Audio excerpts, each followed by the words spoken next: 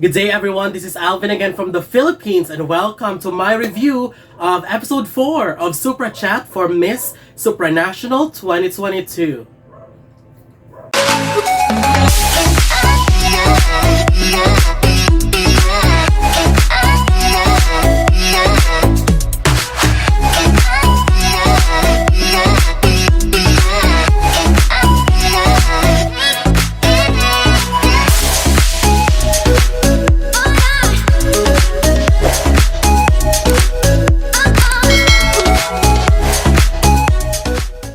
Hello! Welcome to my review. This is already the episode 4. And before we continue, let me just say congratulations to our winners of the first 3 episodes. For episode 1, we have India and Lesotho. For episode 2, Bolivia and Canada. And for episode 3, Namibia and Cote d'Ivoire. Congratulations, all 6 of them, together with the winners from this episode and the next episodes until episode 8 will proceed into the next rounds until, as what I've said before, until only 2 remains. And these 2 ladies that will win SupraChat automatically makes it in the top 24. Again, there will be 2 winners for each episode. One will be voted by you, public vote through the Miss Supranational voting app, and one will be voted by the judges. Now, for episode 4, the ladies in this group were Trinidad and Tobago, Christin Coeppicus; HAITI, Lynn, Rubiane, Germain; United States, Sofia, Acosta; CURACAO, Risandra, Kenya, Roleen, Mose; JAMAICA, Carisa, Peart; Panama, Cecilia, Medina; and ECUADOR, Valery, Carabali. And just like all the previous episodes, these ladies will be asked 3 questions. First will be the personal question, followed by question from fans, and finally, same question for everybody else. And the general question that were asked to all of them in the third question was, are people in this current generation less or more sensitive than the people from the past generation?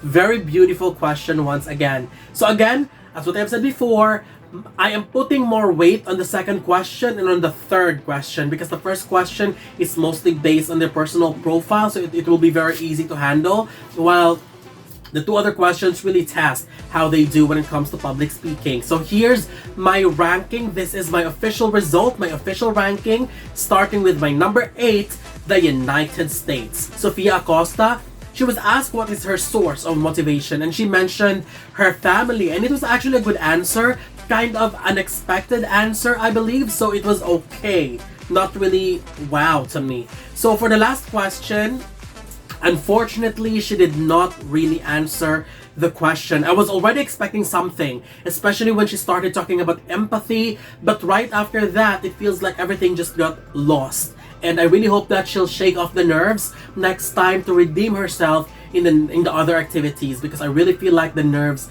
get into her. But that's okay. My number 7 goes to CURACAO, Risandra. She was asked what would she do if she won't fail at doing something. I wasn't a fan of her answer because I feel like it is bordering pageant cliche. When questions involves what you want to do or what you have done in life, answers would be stronger if it would be backed up by personal experiences. So use that strategy next time. For the last question, I was a little bit unconvinced by her response because her basis of sensitivity is the technology that we have now than the past generation, because she mentioned that the past generation didn't have, and her way of supporting her answer isn't as strong as I wanted it to be. That's why I said earlier I wasn't really convinced with her answer. My number 6 goes to Kenya, Roleen, Mose. She was asked if it's necessary to tell the truth in any situation. I wasn't fascinated by her answer on this question, unfortunately. I love it when she said that it is important to tell the truth, but when she said after, because truth will set you free, I mean, what's your point? You cannot give me an answer that is a replication of a famous quotation. I mean, it would have been better if she elaborated on it even more. I would have appreciated it. For the last question, I think it was her redemption compared to the second one.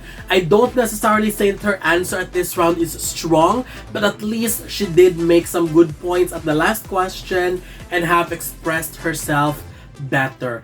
Again, do not use quotation, especially well-known quotation, as an answer to pageant question. It doesn't work. Okay? My number 5 goes to Panama. Cecilia Medina, she was asked what she would change if she can change how she was raised. Again, a good answer, but since this is a very, very familiar question in the world of pageantry, I wish she has given us something that is her own, because I feel like her answer was just very similar to all the answers that we've heard when they were asked this question. For the last question, she was very, very confident in her response, which is good, and she focused mainly on the effect of mental health too. I just wish she gave us a stronger comparison on what makes this generation and why not the past generation, because focusing on mental health, I feel like the past generation are definitely affected mentally too. So I didn't find her support that strong, and overall as a response, I feel like it's really lacking that element of conviction. My number 4 goes to Ecuador. Valery Carabali, she was asked if she believed in giving chances, second chances to people. It was an okay answer, especially when she said that everyone makes mistakes and we need to give people the opportunity to be better. I agree with that. I just wish there was more depth to it, because I feel like her answer was good, but it was a very, very simple answer. For the last question, I'm not sure if it's just me, but I feel like she wanted to say more, but the host just cut her off by saying, okay. Then she just ended her answer right away. I feel that way because her answer sounded unfinished. I also feel like if she only spoke in her language, she could express herself better. But I commend her still, because she did her best to speak in English. But again, I always repeat, use the language in which you're comfortable with, especially when it comes to this question and answer round, especially if it's in the top 5 round. It's make it or break it moment. You don't want to go back and realize that, oh my gosh, I just wish I spoke in my own language. So choose always the language in which you're comfortable with. My number 3 goes to Trinidad and Tobago. Christin Coeppicus, she was asked about the greatest injustices the world is facing and what can she do about it. She talked about education and her struggles in finding finances to fund her education.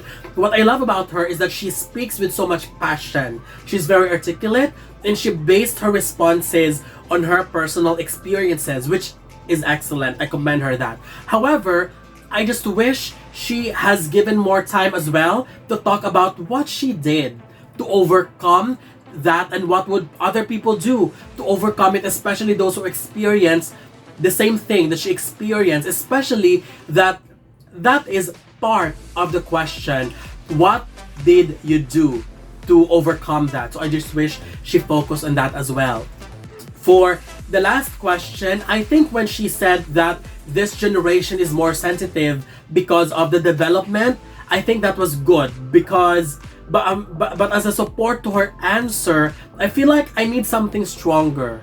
Now, what I think of Trinidad and Tobago is she is an excellent speaker, very confident in delivery, but what I would suggest is to focus on the question, because sometimes she speaks about certain things which is already far away from the main issue. She tends to highlight other things and not focusing much on the main topic.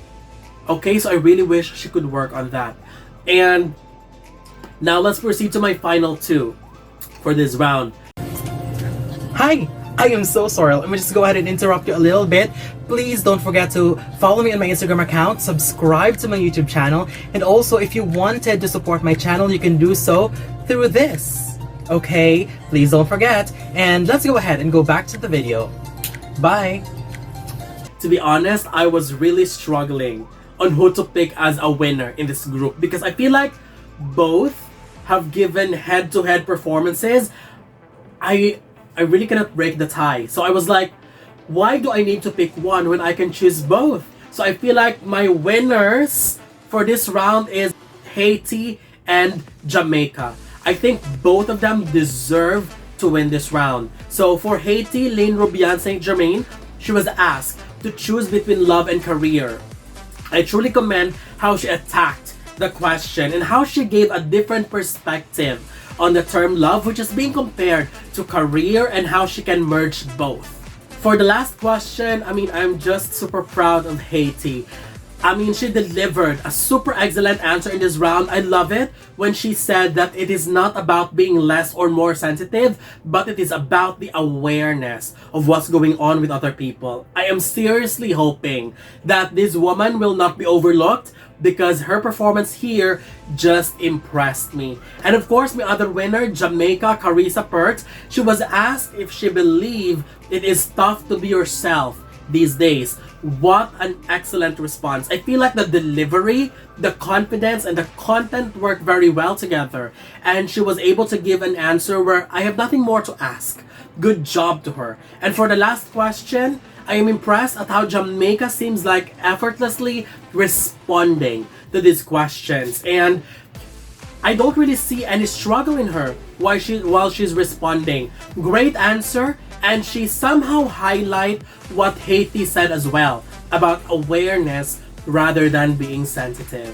So that's it. These are my winners for episode 4, Haiti and Jamaica. So I wanted to know your personal thoughts, your ranking of the ladies, and if we share the same winner. So don't forget to leave your comments below.